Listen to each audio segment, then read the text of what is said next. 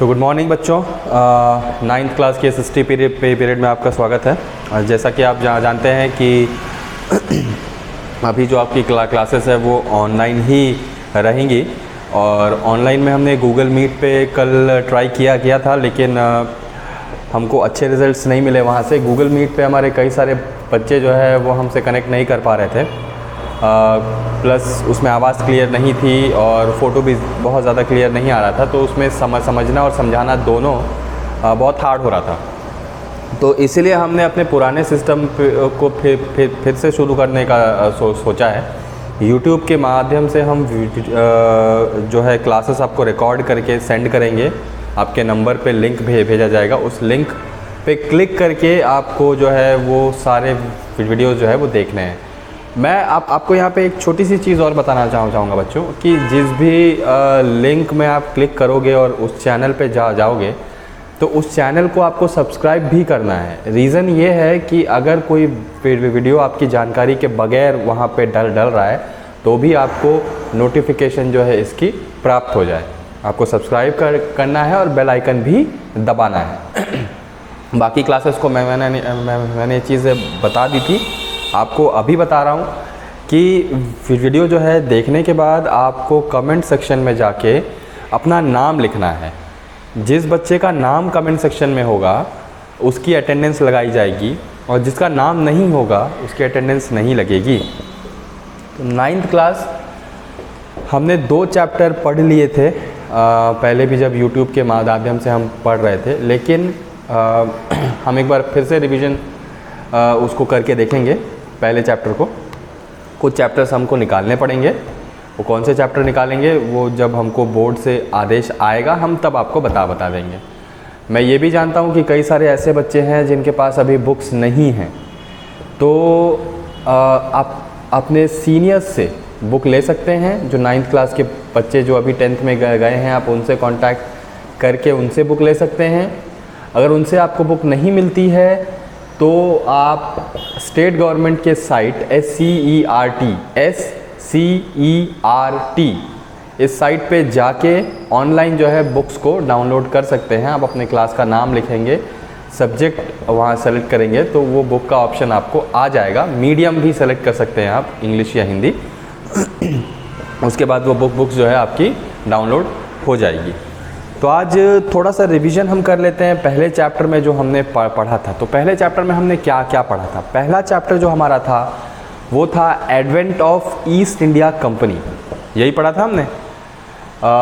Advent of east India company in India. 9th की history में हम जो पढ़ने वाले हैं ये मॉडर्न हिस्ट्री है। मैं आपको 8th में भी ये चीज़ बता चुका था कि 6th में हम एंशिएंट हिस्ट्री पढ़ते हैं, 7th में हम मिडिवल हिस्ट्री पढ़ते हैं, 8th, 9th, 10th में हम मॉडर्न हिस्ट्री को पढ़ते हैं। तो 8th में आपने मॉडर्न हिस्ट्री को जाना है, समझा है। 9th में भी आपको मॉडर्न हिस्ट्री को जानना है।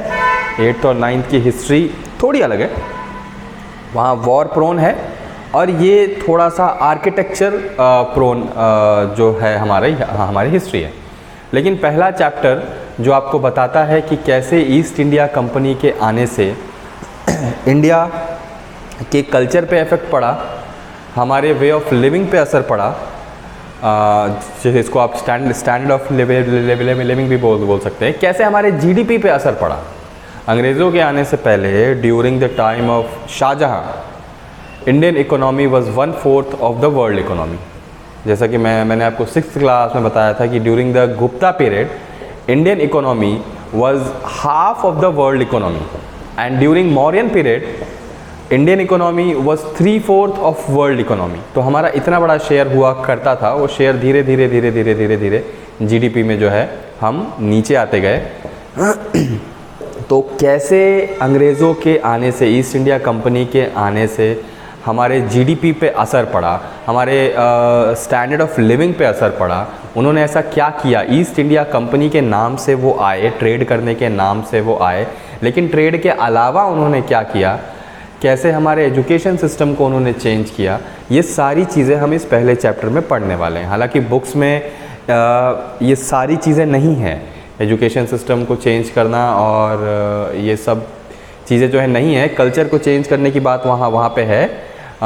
GDP थोड़ा डिटेल में नहीं है, बहुत कम शब्दों में वहाँ एक्सप्लेन किया गया, लेकिन यहाँ पे हम जीडीपी को भी डिटेल में समझेंगे और कल्चर को भी डिटेल में समझेंगे और समझेंगे कि किस प्रकार हमारे एजुकेशन सिस्टम को चेंज किया गया।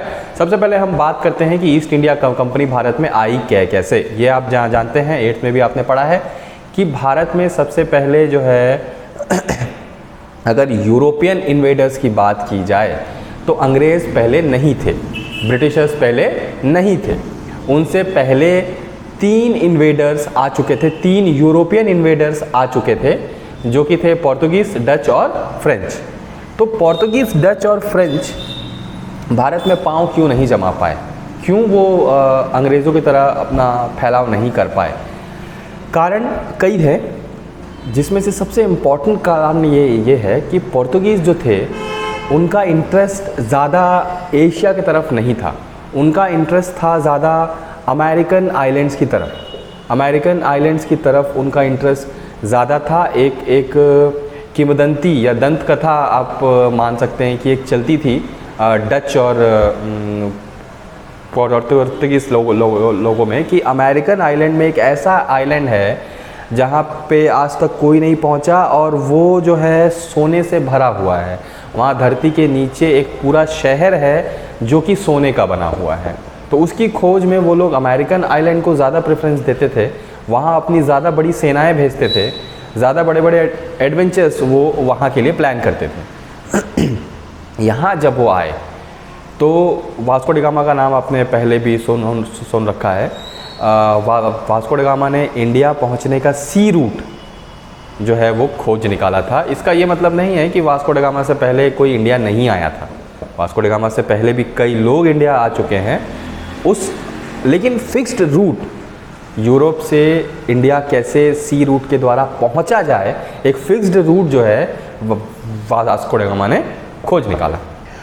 तो पोर्तुगीज़ अपना पाँव नहीं जमा पाए, डच अपना पाँव नहीं जमा पाए, कन्फाइंड हो गए कुछ एक छोटे से इलाके तक। फ्रेंच लोगों ने अपने पाँव थोड़े फैलाने का प्रयास किया। पूरे साउथ इंडिया में जो है फ्रेंच लोगों का वर्चस्व चलता था। साउथ इंडिया क्यों? क्योंकि वो समंदर के रास्ते से आए और समंदर के रास्ते से आने का मतलब है कि या तो वो ईस्ट, वेस्ट या साउथ से आएंगे। तो उन्होंने साउथ से आना प्रेफर किया, साउथ इंडिया से वो आए। साउथ इंडिया के कुछ स्टेट्स में उन्होंने अपने पाँव फैलाए, वहाँ के राजाओं से उन्होंने दोस्ती की, जिन्होंने उनकी दोस्ती कबूल नहीं की उनसे वो वॉर पे भी गए। लेकिन फ्रेंच लोगों के आने के कुछ समय बाद ही ईस्ट इंडिया कंपनी, ब्रिटिशर्स, इन्होंने भारत में कदम रखा। मकसद क्लियर था, इंडिया के साथ, भारत के साथ ट्रेड संबंध स्थापित करना, ऐसा उन्होंने बताया। हालांकि ईस्ट इंडिया कंपनी शाहजहां के समय से ही दस्तक देना शुरू कर चुकी थी, लेकिन फाइनली वो आए औरंगज़ेब के जाने के बाद, क्योंकि औरंगज़ेब की नीतियाँ जो थी वो बेहद स्ट्रॉन्ग थी, वो बाहर के लोगों को आने से रोकता था।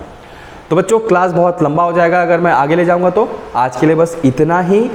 आप जितना मैंने आपको बताया है, ये 4 यूरोपियन ट्रेडर्स का भारत में आना और ब्रिटिशर्स यानी ईस्ट इंडिया कंपनी का इन तीनों पे हावी हो जाना, ये एक प्रोसेस है।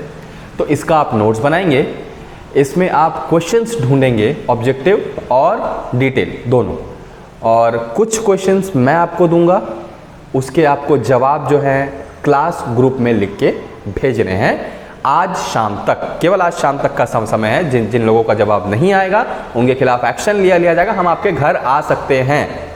तो बच्चों आज के लिए इतना ही। जय हिंद, जय भारत।